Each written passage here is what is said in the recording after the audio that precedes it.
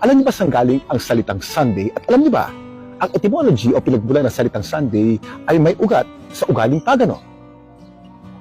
Dapat alam mo na ang Sunday ay galing sa Old English word o Old German word na Sundag, nang ibig sabihin ay Day of the Sun o araw kung saan magbibigay pugay sila sa Diyos ng araw.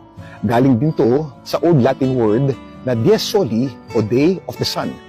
Nangangahulugan ba that if we keep the Sabbath day or Sunday holy, this day, Sunday, the 7th day of the week holy, ay nagbibigay pugay tayo dito sa pagan god na ito. According to Exodus 20 verse 8, remember the Sabbath day, keep it holy. Does it have to be the 7th day o linggo sa pagkakaalam natin? Bagamat ito'y sinimulan noong panahon ng mga pagano upang i-convert ang mga pagans into Christianity by keeping one day holy, hindi nangangahulugan na tayo magiging pagano rin. Ibig sabihin, magpahinga tayo because